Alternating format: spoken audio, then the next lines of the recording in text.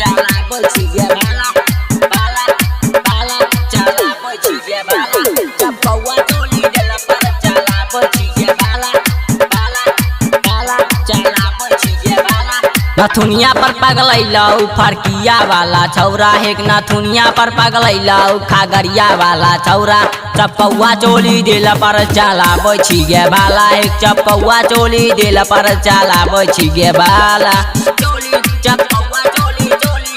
चोली चपौआ चोली देला पर चलाबै छी गे बाला बाला Presented by PM Recording Studio, Alamnagar, Madhepura. पढ़े के बहाना समस्तीपुर में की करे छी खैरी वाला डीजे पर गे छौरी तू मारै छी छौरी तू मारै छी पढ़े के बहाना समस्तीपुर में की करे छी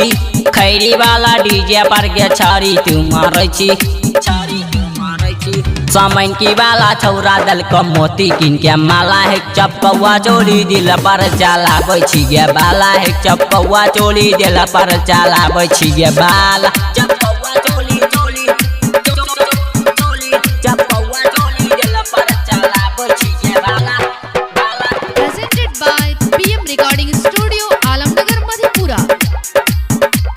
सुजितवा छोरा केला लेल को रलवा पिल को जूस गे मरकाई वाला चुम्मा लेल को कल को तोरा खुश गे कल को तोरा खुश गे सुजितवा छोरा केला लेल को रलवा पिल को जूस गे मरकाई वाला चुम्मा लेल को कल को तोरा खुश गे कल को तोरा खुश गे चपौआ चोली दिल पर चलाबै छी गे बाला है चपौआ चोली दिल पर चलाबै छी गे बाला है चपौआ चोली दिल पर चलाबै छी गे बाला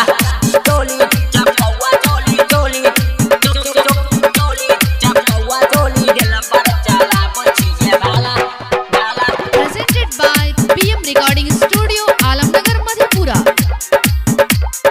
आर लाल कॉलेज में गे छौरी तोरा पढ़ैबौ एसे अपल विषय बड़का बोल के दबै छौरी सुनना छौरी सुनना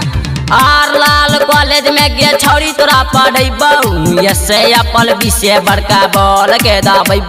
बड़े मियाँ कॉलेज के बना ले तू अपन सैया चपौआ चोली दिल पर चलाबै छी गे बाला है चपौआ चोली दिल पर चलाबै छी गे बाला है चपौआ चोली दिल पर चलाबै छी गे बाला नथुनिया पर पगलैला खुटा